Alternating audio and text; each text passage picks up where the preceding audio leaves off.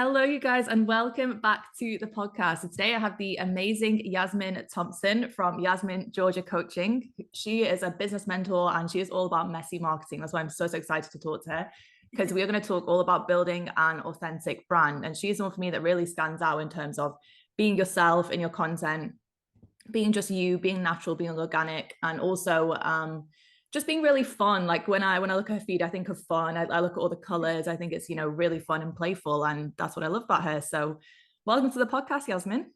Thank you for having me. I'm so excited to be here and chat all things messy and authenticity and everything like that. So, tell us a little bit about you, about your business, and I guess why you started it. Yeah, so as you said, I am a kind of messy marketing and business mentor. So that is my main focus. And I got into business, I think like a lot of people during the pandemic. So I didn't start as a sort of mentor. I started on the sort of virtual assisting social media management side, as that's something I had a fair bit of experience with, kind of that online service providing through freelance copywriting and also being an influencer, which I know is something we have in common. My business very much developed quite quickly because of these skills I'd already acquired from past kind of work and freelancing. So I was booked out within sort of the first 4 to 6 months and sort of then pivoted to the strategy side. But even before that, I've got a psychology degree, which kind of I do infuse a bit into my business. I do love the business psych and mixing that kind of strategy with the messy and sort of bring it together to a nice infusion of, me and all the experience I have. So my business is the kind of product of influencing for 4 years, which was around fashion, body positivity, all those things where I gained a lot of social media experience, freelancing, copywriting, things like that. And it's kind of all come to a head as me now being a mentor. So it's been a long journey. I've had my business since the first lockdown, so a good couple of years now. Oh wow, first lockdown, so 2020, I think. I believe so. I think so. Oh wow, I feel like the time flies. Like, don't you think that during the whole of COVID, I just feel like, where did that time even go? Literally, how in Yeah, 2023? I started mine during the third lockdown, so it was like Jan 2021, and I can't believe it's been 2 years. Like the other day, I was like, it's 2 years. What? It's crazy. It is nuts. But let's delve into a little bit deeper on some of the things you mentioned in terms of your journey. Tell us a little bit about the influencing days, and I guess why you decided to pivot away from that and kind of give that up. Yeah, so I mean, my influencing very much came from while I was in uni, my first year. I found myself having a lot of free time. I moved to Bristol on my own, brand new city. It was very like a daunting experience. And I'd always had that kind of love for creativity, always been a writer in some capacity, whether that's, through school or sort of personal writing, that kind of thing. So I started with the kind of blog purely as the writing, didn't really do the social media thing. And eventually, as that kind of gained traction, that's when I started moving to, Instagram, things like that, sort of doing the pictures, the shoots, and sort of developed my love for fashion and beauty and everything a little bit more. After a couple of years, I realized kind of the body positivity space and just positivity in general was an area that I really wanted to go into and kind of, have my say, I suppose, on, loving yourself as you are, all those kind of things, which I think probably has influenced my current position sort of with the messy and being open and all those things. I think that has come from there. I did a lot of brand partnerships, had a lot of really great experiences, events. I think just the type of personality I am, when it hit lockdown, I got bored. I'd done it for 4 years. It felt like a good time to kind of call it a day as I graduated and things picked up in my life. I think I couldn't go out and do, the shoots I wanted to do and get all the fun pictures. So I think because I have the attention span of a goldfish, like it just fizzled off in quite a natural way. And then I started the business 2 to 3 months later. So it was quite a nice transition, I think. Amazing. So tell us about kind of how you felt during the lockdown and kind of what pushed you, I guess, to start this business. And you said you started more in was it social media management? You said virtual assisting, like that kind of realm. So tell us how that went and I guess why you decided to start in that realm. Yeah, I mean, the lockdown was really difficult for me. Full transparency in university, suffered with anxiety, all those kind of things.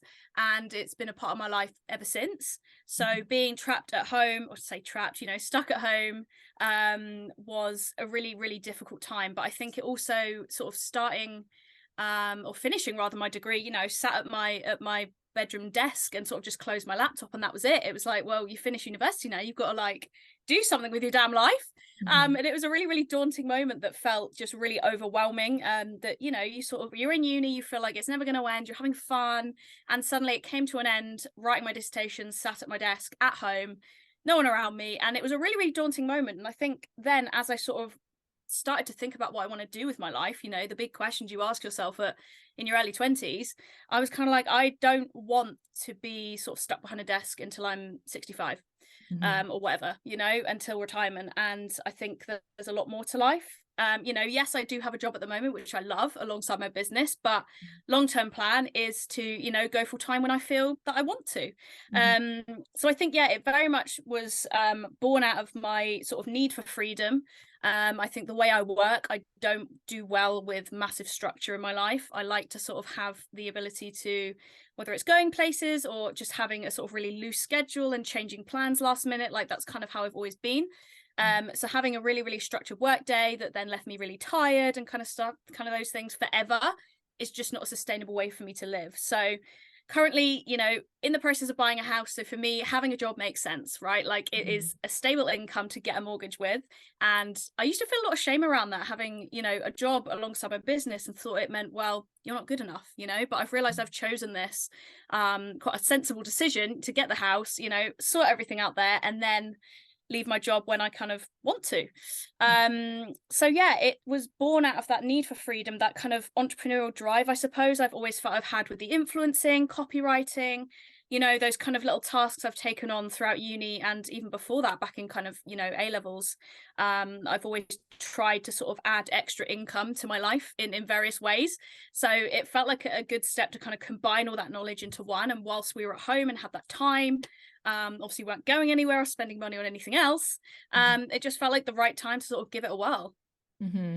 Thanks you so much for your honesty, your transparency there, and everything you kind of mentioned around having a job. And I think you're right, like definitely I feel like there used to be more of a stigma around having a job and having your business, but I think more and more people are becoming open about it and sharing it if they do have a job. And I think that's great. You know, that's why I've been very open about the UGC. And I had, you know, the content creation side of my business, and I had, you know, people ask me, you know, oh, when did you start this, like why are you doing this kind of thing? And I was just like, to be honest, just for an extra stream of income, because coaching can be very inconsistent. And, you know, I did miss as well the creative side of the photography and all that.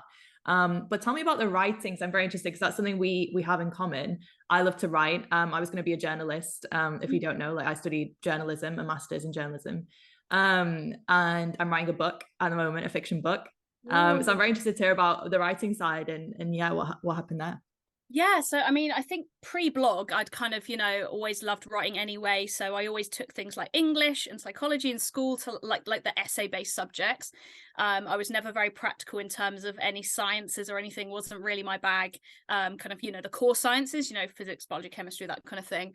Or mathsy. I am shit at maths. So the creative kind of Englishy writing stuff was always my bag.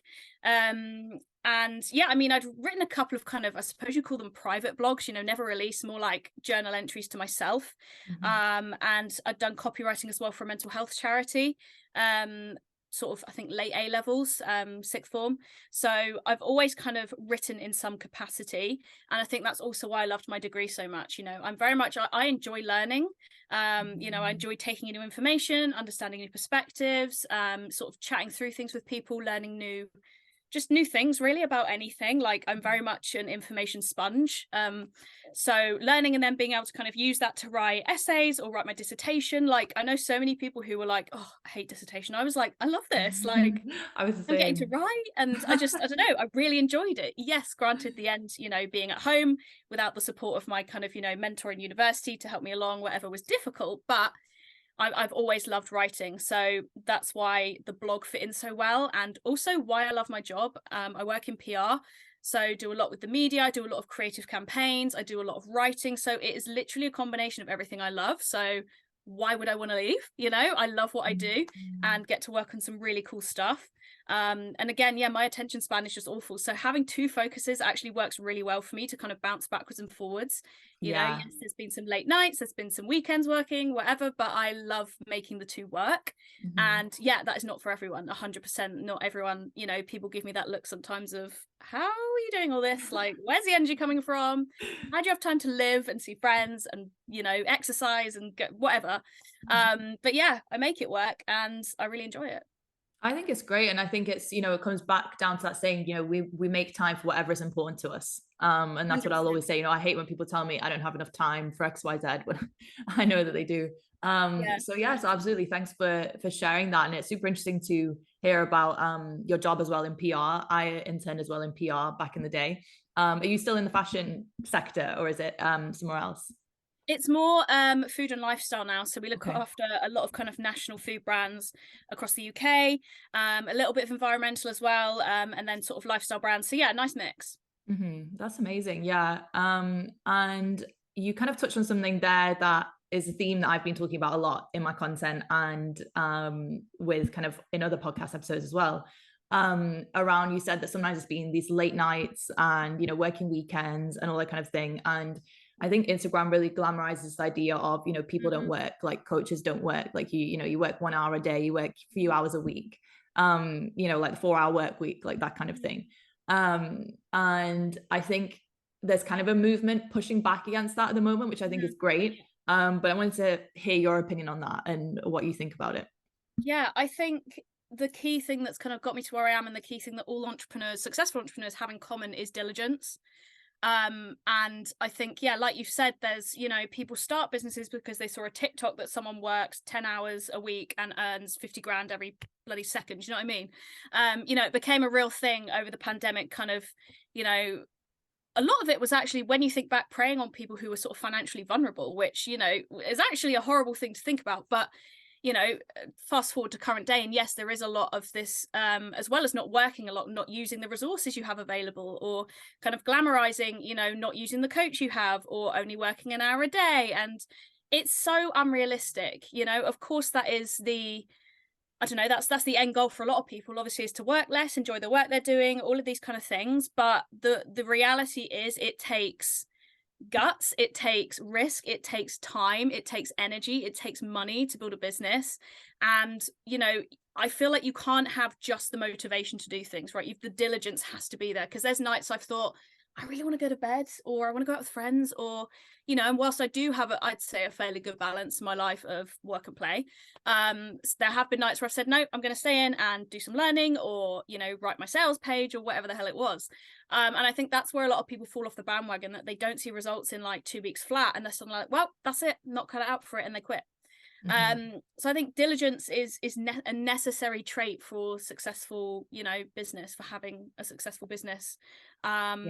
Especially with, you know, there's a lot of competition out there, there's a lot of other people who are willing to do what you won't. And I suppose it's that classic saying, if, you know, to get what you've never had, you've got to do what you've never done. Which for most people, yeah, the late nights is unfamiliar, the showing up daily is unfamiliar, but unfamiliarity doesn't mean it's wrong or you shouldn't do it. So yeah, I'm very much against that kind of glamorization of not working and not putting in the work and being, for lack of a better word, lazy. I think, you know, yeah, it's an interesting one, because I think I love that you use the word lazy, because that's often what I've thought in terms of how I guess the online business industry is at the moment, and how I guess people's attitudes are, because there's this whole thing, I think it was a pushback against hustle culture. Do you remember, like 3 years ago, like 4 years ago, the whole messaging? I remember I used to be part of Boss Babes membership when I was still an influencer, and their whole thing was like hustle, like get your shit together, like all of this stuff, work to the bone, you know, like all these things.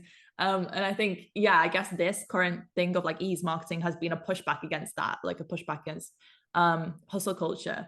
But I guess it's kind of about striking the balance between the two, because, you know, I think it's kind of been an extreme reaction. And, you know, I've had situations where, like you said, it leads to laziness, like this whole like kind of like self-care, boundaries, put yourself first, like that is great, but you know, you have to actually do the work as well. And it reminds me of, I hired a VA, this is the first time I think I'm publicly sharing this story in the podcast, just under a year ago now, and I was like super excited to work with her, and she was very much of this mindset of like put yourself first, self-care, all this stuff. So to be fair, she was going through a really bad time, so I do understand that.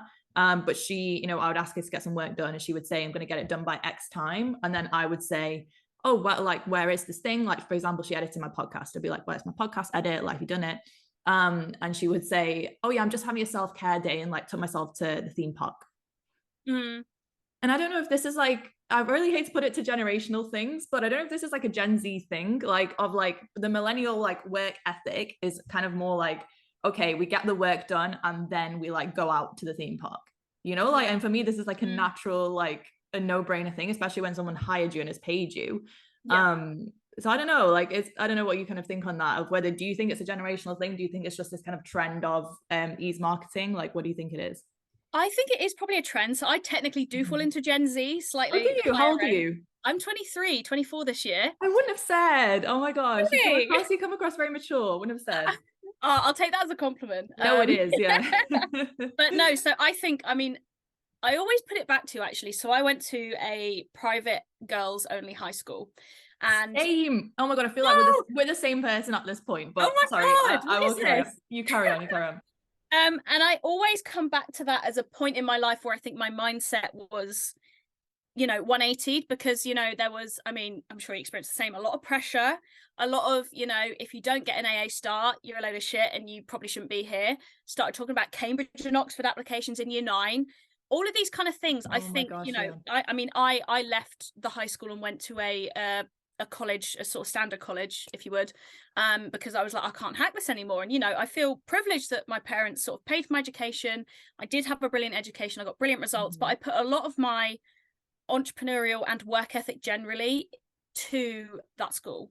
And yes, okay, at the time I had, you know, not a brilliant time with, you know, just the pressure and, you know, even the point where teachers would read out your grades in front of everybody and sort of essentially publicly humiliate you for not getting like an A star or an A, which was a horrible experience as like a 15-year-old. You know, that's quite a pivotal time in your development.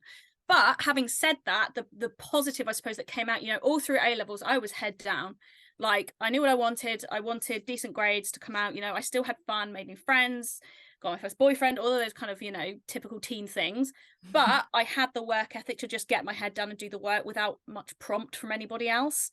And I think that has driven my, you know, diligence with, you know, getting what I want, if you know what I mean, like not in a sort of egotistical, self-centered way, but in a, I know what I want at the end of this kind of long road, and I need to be diligent with it now to get, you know, keep my journey going. So yeah, I think I do put it down to that. I think there is a sort of, the younger Gen Zs definitely do have that kind of ease way of thinking. I mean, even if you look into the corporate world, this kind of thing of quiet quitting, I don't know if you've heard of that, which is like, actually, it's basically saying you do the bare minimum to stay hired, you know.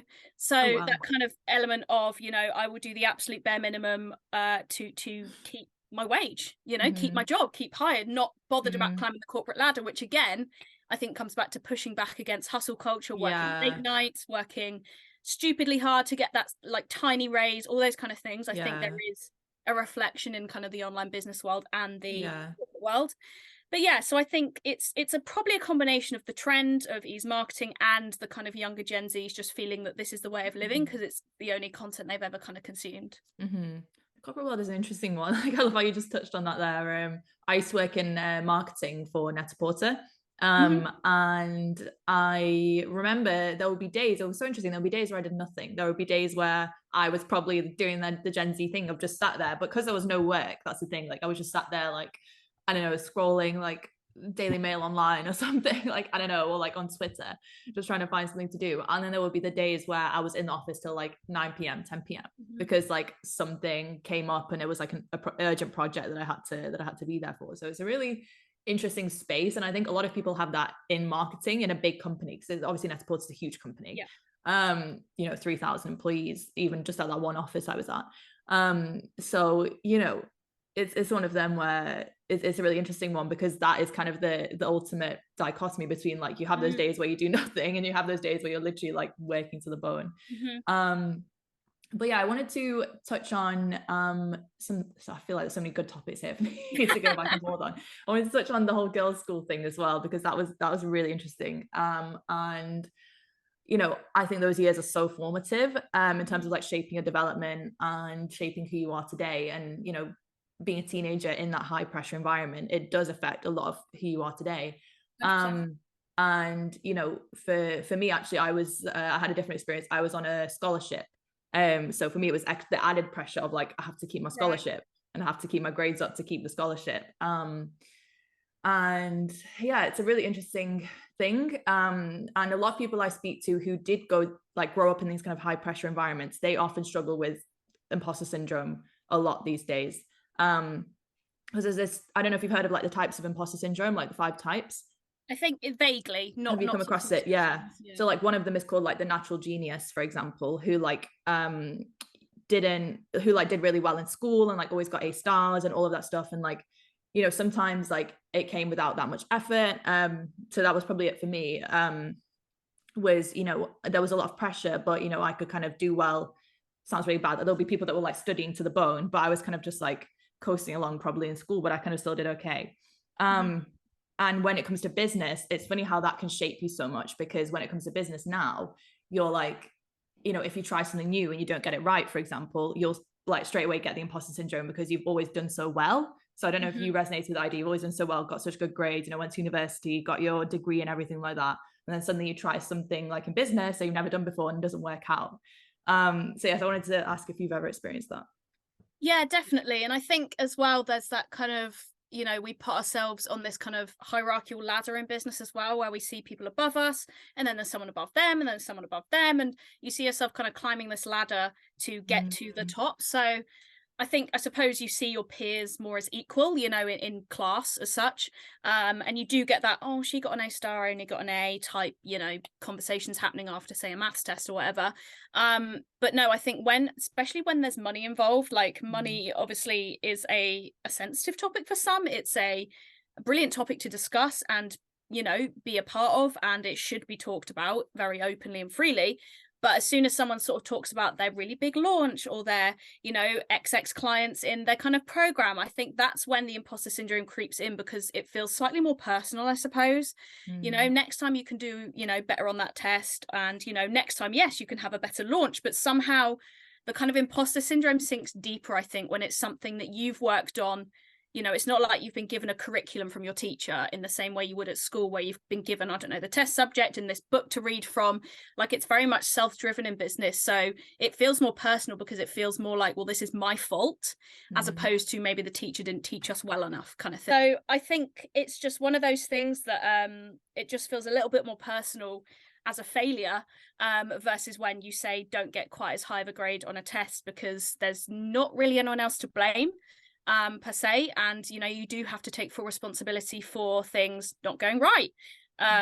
You know, it's perfectly okay to sort of for things to go wrong. I mean, the amount of flop launches or pulled launches or no sign up type things you go through during entrepreneurship, I think is necessary. And I say this, that like I encourage my clients to fail, and I mean that in the sense of like I encourage them to take so much action that, you know, sort of quantity wise, you are going to fail at some point, because not everything is going to work at 100% success rate, because it's just not life, right?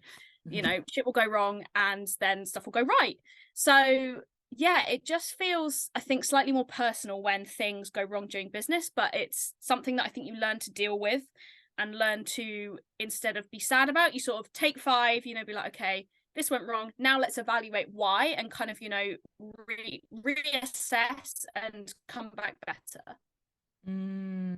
Yeah, 100%. And I think you've just touched on something there in terms of how do we in business take it on ourselves of like, okay, you know, this is something we can learn from without taking it personally. And I think that's building the whole emotional intelligence piece, right? You know, it's a case of, you know, okay, seeing it in these plain terms of, okay, I had this flop launch, you know, why did it go wrong? And kind of taking some of that accountability in terms of, okay, maybe my content wasn't that good, or okay, maybe I didn't post about it that often, or, you know, okay, you know, maybe I should have showed it more on stories, or, you know, whatever it is, without making it mean something about us, you know, without making it mean like, okay, I'm a bad coach, like no one wants to sign up and work with me. So I guess how do you yourself and how do you help clients kind of navigate that space? Yeah, it's funny. I mean, I literally was having this conversation with a client yesterday. Mm-hmm. She was getting really quite frustrated about, it's a sort of free 3-day training, which will lead to then her client signing up for something else. And she's got a kid, she's got an agency as well. Like she's sort of like you, got two streams of income and a busy life. And was getting frustrated sort of over Vox, sort of saying, oh, why people aren't signing up, like sort of getting frustrated. And I sort of put the ball back in her court in a very sort of respectful way and said, okay, so how many times have we talked about this? How many times have you mentioned it in the DMs in your conversations and those kind of things? She sort of said, okay, maybe like 3 to 4. I said, okay, so you've been posting about this for a week and had 3 to 4 mentions. That's not even one a day, and it's one of those things that consistency and the frequency of hearing something over and over and over is so necessary. I mean, coming to business psych, it can be anywhere from 20 to 40 times that someone needs to hear about something before they feel influence per se enough to buy something. And it's a space where I sort of encourage my clients to take accountability to the best they can of their actions, but equally, of course, I will then coach them through their next steps. Like, okay, so what's been feeling overwhelming about talking about this launch? Is it all you've got going on with the agency? Your daughter's been unwell. Is it just, this offer isn't feeling aligned? Like getting to the root cause, because I think the more you kind of keep trying to almost paint over the problem with like, just talk about it more, just go back on stories, it's fine, just, deal with it, whatever. Like these problems are going to keep coming up unless you kind of dig a little bit deeper. So that's something I really not enjoy if it obviously leads to something where they're not feeling good, but I enjoy digging deeper into the reasons why they're feeling like this. And I think my psych background probably comes in handy here with that kind of just digging deeper into people's thoughts, emotions, and, these surface level emotions of, I feel like I can't be bothered to post about this. I feel scared that no one will sign up. I feel this. There's always something behind that. Like the feeling is the kind of facade, I suppose, of the root problem. So for example, if you sort of are going to the gym and you're like, no, I'm scared to go into the gym. Are you scared to go into the gym? Or is it that, you feel that you wake up in the morning, you look in the mirror, you hate yourself, you don't like what you're looking at? It's kind of digging a little bit deeper into those reasons why someone might not feel confident in their launch or want to post about it. And yeah, finding that root cause. And that's often when those light bulb moments happen of, oh shit, yeah, I actually don't like this offer. I thought it's what I should do, or whatever the kind of root cause is. Yeah, 100%. And I think that's a big theme with me and my clients at the moment is doing the deeper work. Because I think it's very easy to, like you said, just kind of give these like surface level tips and advice in terms of, like you said, oh, just post about it more. Like all of these things, or, an example might be from the mindset space, like, oh, just kind of say these affirmations, or, just like make a vision board about it or something, or just visualize like your dream client or something. But I feel like so much of that stuff, that work is surface level, because it's kind of like people try these things, but it's kind of like you have a big open wound and you're just like putting like a tiny little plaster on it. Like that's the way I see it. Like it's not really, like you said, getting to the root cause of the issue, getting to the root of the problem. And so much of it comes back to, like we said, mentioned kind of childhood, like your conditioning, all those things. Like you said, if someone is scared to go to the gym, for example, could date back to like, I don't know, body issues they had when they were a child. Say like one person like in their primary school said like, I don't know, you look fat or something like that, and then that stayed with them for like so long, for all of those years. And it's so interesting how like that one comment can affect you and can be like traumatic in a sense of it kind of, it stays with you for so many years. 100%. So I think so much of it, like you said, is like getting to the root. And I love that you have that psych background and you really try and dig to the root. Because I think, so much of, like I said, coaching and online business and personal development can be very surface level. So I think it's great that you're kind of trying to get to the bottom of actually what's causing it and helping people work through it. Let's talk being authentic in content, because that was meant to be the topic today. We've just gone on a massive ramble and a great conversation. It's been really great. So in terms of you being authentic in your content, when do you feel that journey started for you? Was it like you were always very authentic in your content, since the beginning of your influencer days? Did you have like a light bulb moment when you were like, I need to be more authentic, like I'm sick of doing this? Like, I guess, what was that kind of moment for you?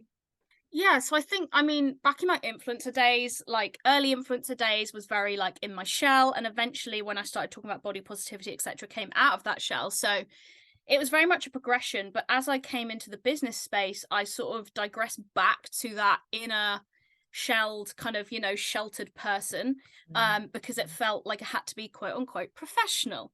And, these feelings of, oh, well, I've got to show up a certain way, or no one's going to buy from me, or all of those kind of classic thoughts that I know everyone and their mother has when they start a business. I had the confidence to show up on video and all those things already from 4 years of being in front of a camera. So I didn't have a problem there. But my problem came back to feeling like, okay, so that influencing stuff was me showing my life. I wasn't directly making money from showing up. Brands would obviously pay me for promoting their lingerie or promoting this new product, whatever it was. But this felt like, okay, I've got to show up in a way that people are going to want to buy from me.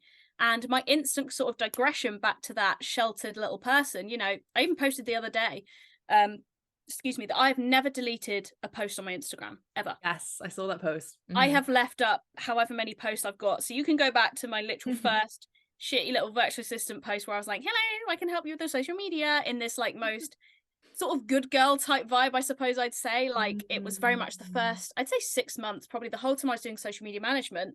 Yes, I was successful, but I wasn't happy with how I was showing up. I was getting the money, getting the bag, whatever.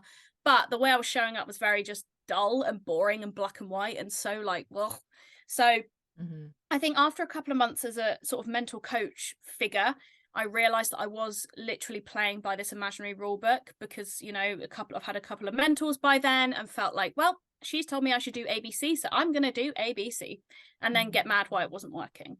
And I think that's when that light bulb moment occurred. I actually remember I read a post about someone saying like how an authentic brand, it was to do with sort of cookie cutter kind of businesses, and how are you surprised why you're not happy? Like you're literally copying someone else without knowing the deeper reasons why they're doing this launch or this piece of content or this whatever. And I think that was one of my light bulb moments to go, shit, like I'm literally just copying other people's strategies I've been taught in these courses, which really haven't served me in the way that I want them to. And that's when I started kind of letting that barrier down a little bit, and gradually I've kind of let it go more and more and more. And I'm not going to say I'm my most unfiltered person now, because there's always a step to go. There are still areas I notice myself going, oh, shouldn't say that, or oh yeah, maybe that's too much, whatever. But I am 100% more, the journey and of self-development I can see in myself as a person as well as a business owner is like fucking incredible. And I can see the way I change. I look forward to showing up now. It's not a chore. It's not something that feels like having your tooth pulled out of the dentist type vibe, which is what it used to be. And I can still see, I feel like I can come onto someone's page, and within the sort of first few minutes, I can tell whether they enjoyed their content or whether they're posting it, and it's just like they feel like actual shit posting it because it doesn't light them up or make them feel good. So that's why it's become so important to me, because I was feeling so much resistance posting about my business and selling and all those things, because I was just so bored of myself. I was like, no wonder no one's buying from me. I don't even want to listen to myself. Like, I can't even hype myself up and do all these things because I'm so bored of listening to myself ramble about the same boring vanilla topics that is so sugar coated with no reality, no authenticity, no real kind of, perception of topics in a kind of different viewpoint. I was taking the same viewpoint as everyone else, and eventually started to like dig a bit deeper and go, do I actually think this? No, I don't. And that's how it kind of all happened. Yeah, super interesting. And like you said, I think a lot of the time we put this pressure on ourselves, but I think also the coach industry plays into it a little bit. Like you said, some coaches will go out there and they'll tell you, like you said, you should do this, you should do that. And it kind of reminds me a little bit of, I guess, being in school or, being in a corporate job where, you were told by your boss to do X, Y, Z, and you just kind of followed it. And I think a lot of people who have either come, obviously we've all been to school, come out of school or say university or a corporate job. Sometimes I think people subconsciously still look for that permission slip. And I think sometimes that's why people, especially at the beginning of their journey, they really want to be told what to do, which is something I found. Like they've been told, like, they want me to say, can you just tell me like what I should say? Can you just tell me what to post? And, I used to have a lot of clients like that. And, thankfully I've kind of moved away from that now. But, I used to kind of say, I can't tell you what to do because I could tell you what to do right now, but, it's not going to be sustainable for you because you won't have me forever. Like imagine like when our coaching finishes, like you're just going to be out there like a lost little lamb, like wondering like, what do I say now, because like that will be pointless, because it's not helping you develop like self-leadership and all of these things, and kind of thinking for yourself, which is so important as any business owner. To anyone who's looking to be more authentic in their content, I guess, what kind of advice would you give them, to someone that is looking to kind of embrace this journey? Yeah, I mean, I think something is not cutting the pressure of adhering to certain content pillars, content guidelines, specific times of posting, and like reducing the rigidity I think that's a word, of your content posting process. The time of posting is such bullshit. Sorry to just cut you in there, but that is like, so shit. I used to be in social media coaching, didn't I? And then I actually realized after doing all of that the majority of that stuff is bullshit. I think a lot of the time we are conditioned to, people say, well, you need to take this course to learn how to post on socials properly. No, you don't. I'm sorry. Yes, there are people I'm sure can offer brilliant advice about, the social media sort of rigid schedule, but honestly, most of it is absolute shit. And I think that's something I took, I will post at 10 p.m, 2 a.m. if I'm awake, 4 p.m, whatever, I don't care. People receive that message when they receive it, whenever they scroll and find my page, all of those things, they'll come back to it. So I think that is one, but also something that helped me sort of feel like it was less of a kind of thing, a tick box or a checklist item to create content, was just writing straight into my notes or voice recording myself. I post a lot of note screenshots. I know a lot of people are saying it's overused, whatever, but now my whole content process is about easy creation. A lot of thought goes behind it, but as soon as I have that kind of thought, I'm an out of sight, out of mind. If I can't remember it will never see the light of day again. So I have to get it on paper or, in my notes immediately. Otherwise it's not going to happen. So, I have so many notes I can come back on when I have those low content ideas day. We all do, not everyone's producing 100 bajillion content ideas a day, and that's fine. But just allowing yourself to speak freely into your phone or write freely, and not going back and editing out the words that feel not fresh enough, or not going back and trying to re-edit it so it sounds more authoritative. All of these kind of things that we do to please others, at the end of the day, it's people pleasing because we're wanting to be perceived a certain way. So honestly, self-edit less and cut the rigidity out of your schedule as like a starting point is honestly great. And obviously not everyone's going to want to go in straight in with the right, this is my really, really strong opinion that I feel, because that's quite daunting. There were times I'd press post and kind of mildly shit myself out of fear of someone's going to try and cancel me or whatever. But I think something that is like, it's a bit of an out there statement, but just because you're offended, it doesn't mean you're right. So, if people are offended by your content or feel drawn away from it, that's okay. Like, leave them feeling like that. It's not a you problem. Like, they've received that message in a certain way. Obviously, you draw the line with really highly offensive things about people themselves. But when it's opinions about business and how to run your business, there are people who will dislike your content and unfollow you. But see that as opening a space for someone to come in who really resonates with what you have to say. There are business mentors that I unfollow because I was like, this is not vibing with me, but that's fine. And then maybe I've come back to follow them later because I realized I was being a dramatic little bitch about it. I was being really like, but this isn't what I agree with, so I'm going to press unfollow because I feel, hate the word, but triggered, So I think there is that kind of understanding that you are going to upset people, or people won't agree with you, or people won't see things the way you do, but that is fine, and that's life. Imagine if we all had the same point of view across literally anything, like it would be so boring. And that's what makes you stand out. Like, those opinion pieces are what I look for in hiring someone or working with someone or following someone. The personality infused opinions are kind of where I like to read about, and I love learning, so I like to kind of find out other people's opinions, other people's thoughts, all those kind of things. But also, like, I love what you said there, but also normalizing that it's okay to disagree. And we had a whole kind of conversation around this in the DMs recently, of how there is this kind of prevailing narrative, I guess, in the coaching industry and like an online business industry around certain topics, where there'll be kind of a lot of people that agree on a certain thing. And I think it's just normalizing the ability to disagree. I was telling you the story of how I commented on a big coach's post. It was someone I really loved, and she talks a lot about deep topics like capitalism and like racism and how that comes into the online business industry, and all these things, and thought that was fascinating. And then I slightly disagreed with one of her posts, and I sent a really nice comment. Like, I think it's also the way you disagree. Like, let's not be okay with trolling.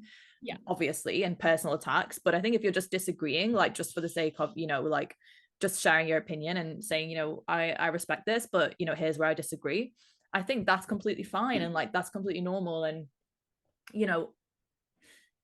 I think, when I did that with that coach, she actually deleted my comment, and I was really shocked. It's such a, huge kind of person in the online business space. And, I think that's just kind of summarizes what is happening, is that, people want everyone to agree with them. And I think the way to accept people disagreeing with you, because people will disagree when you're posting this controversial content, when you're being your most authentic self, is just knowing that disagreeing doesn't mean that that person doesn't like you.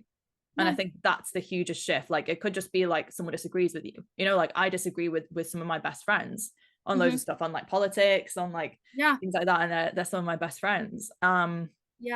So it's just, I mean, even when I think about something that I am personally, I know a lot of people love it, a lot of people, manifestation is not for me. Spiritual business running, all that kind of, infusing spirituality into your business is not for me. And I've chatted about, I chatted on a live with a girl who is very spiritual. We are really, really close as business owners, friends, whatever. And talked about it openly, that I said, I think there are elements of it that can be harmful, but I completely respect and appreciate and like to hear about people's opinions on it, but it's just not something I engage with. And I think that's the thing. Like, I am very open to people. If people want to come and chat with me about an opinion I've said, or I don't invite disagreement and try and stir trouble, but if someone wants to leave a comment, I'm not going to delete it and sort of say, well, you're wrong because you disagree with me. I will hear you out, obviously, because I'm open to hearing everyone's thoughts about what I post and what I talk about, and will then tell you, maybe you say you disagree with us, but okay, but this is why I agree, and we sort of end on a neutral term. And there's a lot of people I've chatted to in that way who I'm still very close with, and we still have disagreements, and we still don't align on everything, but the few bits, the bits we do not align on is where we connected, and where we sort of still have those, interesting conversations. So I think it's just really important, like you've said, to understand that just because you disagree with someone, it's not, that it doesn't mean you don't have to like them, or you have to suddenly disregard everything they say, because there will be nuggets in there that I'm sure people will agree with. A lot of the time, me and my partner have opposing political views, and we've been together 7.5 years. Like, the people closest to you, sometimes you have opposing views with, but that's what kind of makes the connection point so special, I suppose. Yeah. And I think, taking that into business, like you said, just knowing that, when you are going to post this controversial content, like there are going to be people that disagree. I had this, I saw this analogy the other day, and it was like, think of a magnet. Like, when you attract people, you have to also repel them. So it's like some people will be attracted and some people will be repelled, and that just happens, when you're being your most authentic self, because there will be people that disagree with you, and that don't like what you're saying, but that's okay. They're not your people. But the thing with being, your most authentic self is that will draw the right people in even more. So I wanted to ask, what does authenticity mean to you? Does it mean showing up, say visually, like being authentic, like not showing up like fancy and like all this stuff, like with makeup and fancy dress and whatever? Does it mean your authentic voice, like your authentic voice in your content? Does it mean sharing authentically on topics that you want to talk about? I guess I wanted to ask you, like, 'cause I feel like there's so many different elements of authenticity, and I feel like you kind of combine all of them, but I wanted to kind of ask you on that and think, how do you define authenticity? I think, to be honest, it is a combination of everything you've just said. So, I don't see authenticity and showing up having to be, you don't have to be like a loud extrovert like me. Like, I'm quite a loud person, I have these bright colors. People say like, wow, your feed like stands out, pinks and oranges and pictures, whatever. But to me, it's getting your message across in the way that feels easy to you and that feels, not restrictive. So for me, sitting for hours in Canva was so restrictive. I was bored of the content by the time I'd finished adding all these little elements and pretty things. And of course, I spend about 5-10 minutes in there, and then I'm out, and it's posted 5 minutes later. So I think it's about finding the path of least resistance in this terms of you getting your message across. So whether that is you only posting reels because you hate feed content, or it's you only posting feed content because you hate reels, or you only show up on stories every now and then, or you show up on stories 50 times a day because you love sharing those everyday snippets.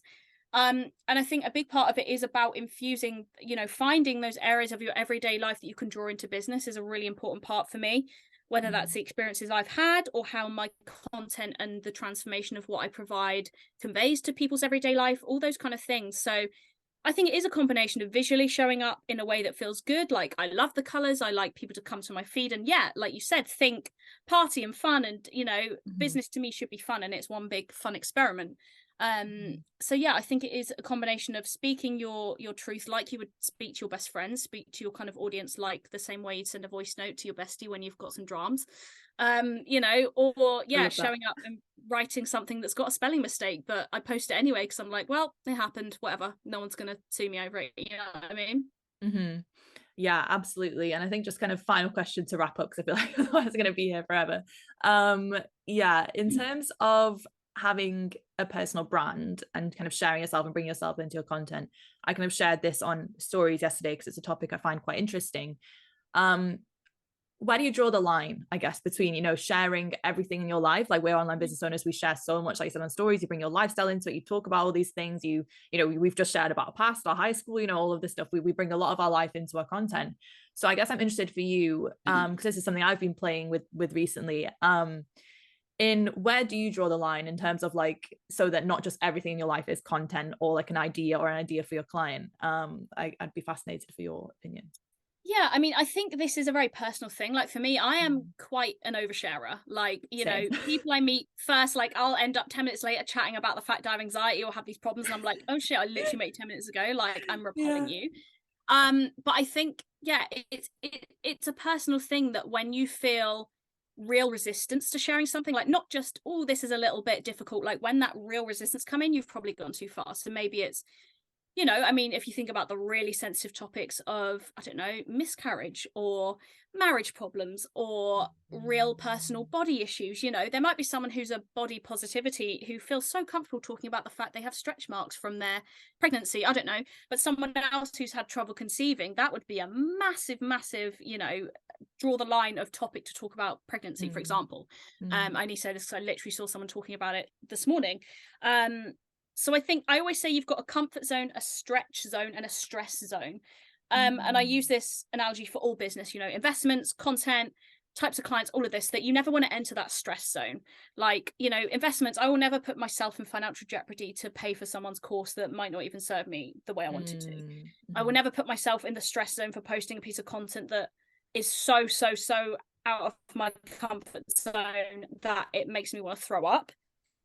You know, I can deal with having the little nervies when I post about something that's a little bit new to me or a little bit kind of out there, but I think you know internally where to draw the line, which I know probably sounds like the shittest advice in the world because there's no real tangible takeaway, but I think listening to yourself and really being quite introspective is really key, because like you said, you know, I love talking about, I'll go on walks and talk about my thoughts in that moment and kind of, but I've never really touched, and I don't think I would ever touch on really deep topics such as racism or things like that, because I'm in no place to give my 2 pence into that conversation. So yeah, I think it is a really personal thing, and I think it's always going to be a personal thing how deep you go and how much you share. But I do believe everyone should always have some part of their life remain private, because otherwise you kind of can lose yourself online and feel really exposed, for lack of a better word. So yeah, that's kind of my take on that. Yeah. Okay. Actually, very last question. You just mentioned something that I never asked you about. You mentioned around anxiety and that you've kind of struggled with that for a few years, and you know, thanks for sharing that so openly. You know, I struggle with it as well. If you don't know, I've kind of done lives and stuff like that before. Yeah. So I guess how do you kind of manage that in business, you know, with anxiety coming up? Are there any kind of techniques you do, or I guess how do you kind of manage it like day to day, in whether it comes up in business or work, and any kind of advice you have for anyone that is struggling with anxiety listening? I do think having a solid routine, like self-care routine, whatever that means to you. Like for me, I love my yoga and Pilates, and I love using essential oils, kind of those things. So when I've had that really long, stressful day, like I'm in the process of being diagnosed with ADHD, so overstimulation is like big. So if I've had one of those days where everyone's been on the phone, everyone's talking, and the washing machine's on and the dishwasher's on, like, and I just need 10 minutes, I will go and kind of calm myself down with yoga, Pilates, that kind of thing. So again, I think it again is personal what people perceive as self-care, because it's not all bath times and, you know, nail painting, but real self-care in the sense of taking care of your mind is really important. And, you know, I love listening to kind of, you know, meditation type exercises taking time out for myself on an evening. You know, I live with my partner and we're in a flat, so, you know, we don't have tons of space to kind of take time away, but if I can go out on a walk and listen to a podcast to kind of calm down, or to just relax, or to those kind of things, I think are really important to my routine of maintaining my mental state, I suppose. Because yeah, it used to be I'd let myself spiral so out of control that I'd then be, you know, even more anxious, or I'd then not want to do anything, and kind of, I think, tackling the problem slightly more head on because I know how to deal with it. Again, obviously, if you need to see a doctor, go on medication, all those things, like, you know, please do. But for the kind of day to day, I think assessing where that anxiety has come from, finding out your triggers, and, you know, whether it is it just something that's really quite tame of a trigger per se, like posting a piece of content, or is it something a lot deeper that needs, you know, more help than someone, a coach on Instagram, can give you. So yeah, again, there's a lot of personal boundaries there, a lot of personal requirements for those types of things. And yeah, introspection, emotional intelligence, all those things are only going to aid you. Learning about yourself and what triggers you and what feels comfortable to you is only going to aid you in your kind of journey, not just as a business owner, but your personal development kind of as you go through life as well. 100%. Okay, well, we'll wrap up there. Thanks so much for being on the podcast. Just Thank you. To finish, where can people find you on Instagram and or elsewhere on social media? And is there anything that you have going on at the moment that you think our listeners would want to know about? You know, what you're up to in your business at the moment? Please share. Yeah, so you can find me on Instagram mainly at Yasmin Georgia Coaching. I've got a few fun things in the works. Launching my kind of mini mind mastermind program next week, which is called the Messy Mind. So it is going to be full on mess, self-expression, all those fun things. And yeah, I mean, come talk to me about your opinions about what we've chatted about today. Would love to know. And yeah, I'm just always posting my raw and unfiltered thoughts. So if you want some more of those, then come and hang out. Amazing. Thanks so much, Yasmin. Thank you. Bye.